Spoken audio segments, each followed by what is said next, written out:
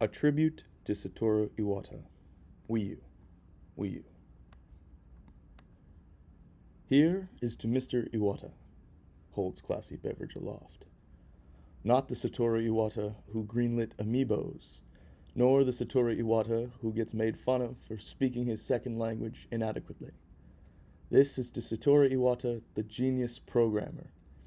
This is to the Iwata who programmed games into his calculator and shared them with his friends in high school. This is to the Iwata who did work on Balloon Fight, Earthbound, and the Kirby games. This is to the Iwata who has also worked on The Legend of Zelda, Mario, and the Animal Crossing series of games. Iwata wasn't given a top spot randomly. He earned it. I was not quite 15 years old when I wrote that pretty embarrassing post in February of 2015. And I don't think I realized or had any idea at the time that not 6 months later, Satoru Iwata would have passed away. Today, it's been 10 years since he passed away. And that was really devastating for me. Satoru Iwata inspired me to pursue computer programming and game development. I've always been some amount of online, some amount of a poster, but much before that, I was a reader, and a lurker, and I would pore over information about the people behind things, and Satoru Iwata was a clear face through Nintendo Direct, and had such an incredible legacy and backstory. So I became very enchanted with this life and his reputation and his impact, and something about that was so striking to me that it made me interested in game development for sure. So when he passed away in July of 2015, I was devastated. I was very, very deeply impacted, and I can remember sleepless nights that summer of, lying awake and just filled with fear, probably existential dread. I was at the sort of age where that component of it was very impactful, just someone having died. And I felt like I had lost someone, but with time and age, I've come to realize that, I didn't lose Satoru Iwata, and none of us really did, besides those who worked alongside him and his family and his friends. And that's self-evident, but it's easy to forget with a sort of a parasocial, uh, a famous person with a very, very clear public image. I've been rereading the combination memoir compilation of his writings that was localized as Ask Iwata to the English-speaking market. And,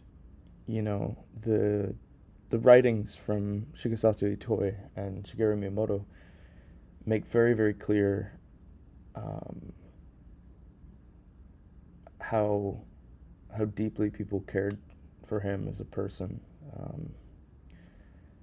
and that's true in most deaths, but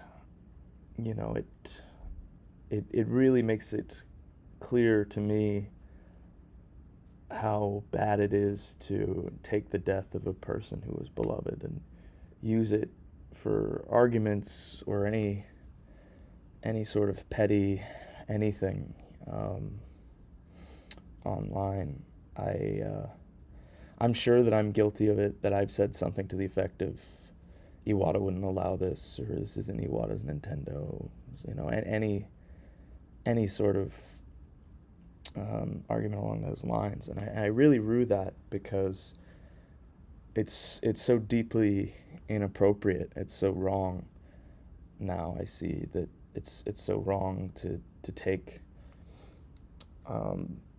the very premature death of someone who was so beloved and use it for something, petty and so baseless.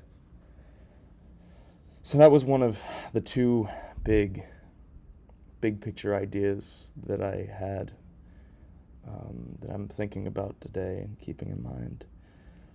And the other one is something that I've had in mind for a long time now, since the Nintendo Switch was so successful. Satoru Iwata's death really makes me. It's always made me sad, or it's always made me sad, of course, but something really tragic about it that I've found as Nintendo Switch was so successful is that these great successes with Nintendo Switch and theme park and films, all of this expansion and these strategic partnerships with Nintendo has made the company so much bigger and so wildly successful with Nintendo Switch. And Nintendo Switch was so successful because of the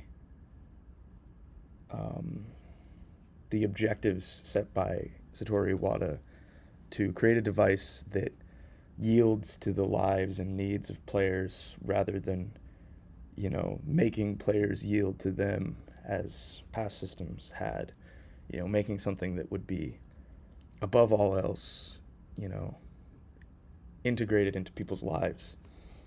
And that starting point, I believe, created the success of Nintendo Switch.